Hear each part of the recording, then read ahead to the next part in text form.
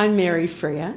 I'm a freelance innovator and I run a boutique company called Freer Thinking. And now I'm working on Compassion Labs. My background is in social work. I have an honours degree in social work. I've worked for probably about 20 years in healthcare and in social care, both at a state level in my own hometown of Adelaide, but also at a national level. And so I've held a number of leadership positions. Probably about 3 years ago, I decided that to really follow my purpose, I needed to go out on my own and work out some different ways that we might be able to innovate in healthcare. And that's how I've come to be doing the work that I'm doing. The Compassion Lab is really important for us now because we are working in a time of incredibly high stress with lots of room for error.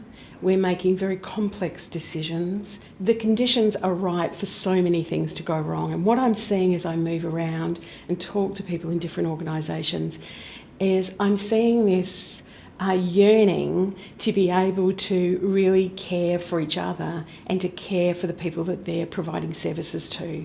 So we've tried a whole lot of things. When it comes to bullying and intimidation, we've tried zero tolerance. We've tried it for a long time.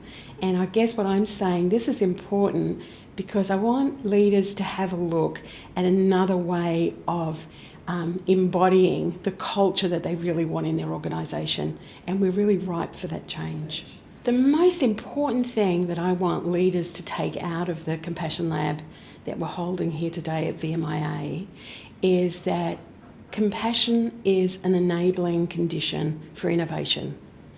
And if we want to move away from a culture that is often characterised by bullying, fear and intimidation to one where people feel they have the autonomy to take some risks within safe boundaries and to be more creative and more innovative and more caring of their patients, then we need to take a serious look at compassionate leadership. It is incumbent on all of us to step into a place where we are really putting our patients at the centre. And very often we give lip service to that. So I'm very keen to see leaders developed everywhere and for us to move away from a hierarchical model of leadership to one that embodies a more compassionate style of leadership. And so I would hope that they would go away at least understanding how influential they are in terms of creating the culture in their organisation. They would come to understand what I call micro moves, which are just very small actions that we can take inside an organisation that start to tip the balance in favour of compassion. So I would also hope that they go away, even if they learn one thing, it would be that we can use our breathing to calm our mind. And what I see is very racy, thinking. And out of that, we make wrong decisions. So if we can just, in this little period of time today, get a sense to calm ourselves a little bit. And then I would like them to go back and look at their organisations and ask themselves, is there room for more compassion here?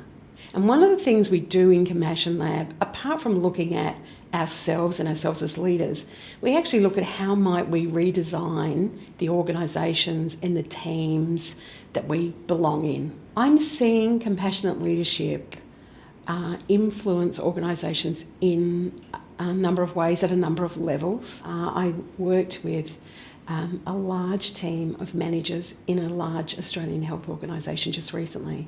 And to see this team of managers come to a point towards the end of the lab where they were redesigning the way they would have their meetings so that it would open up more possibility for them to be able to talk about the care that they were giving to patients and to collaborate, because what we need is we need people to be able to collaborate across boundaries.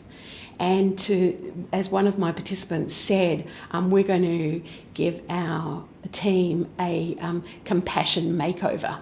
And so I love that idea, that people are taking it back into their teams and saying, what is it we can do differently?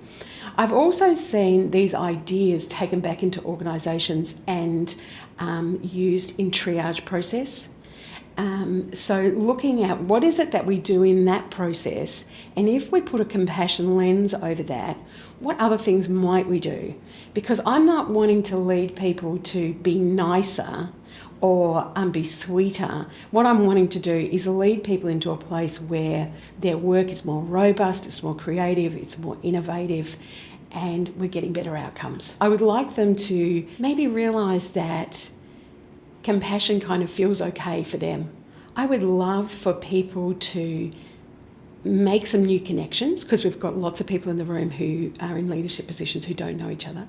I would like people to have some courage, and I think it takes a little bit of courage to let go of that little facade that says I've got everything together, and kind of let us in so that we can work together to look at what might make the outcomes in your organisation even better for patients. They can step into a workshop that is experimental, so we never know exactly the conversation we're going to have, and they can bring their whole selves. We're tired of cutting ourselves up, slicing a part of ourselves for work and a part of ourselves for home. We want to show up, and I think that's why it's successful. People are wanting to show up.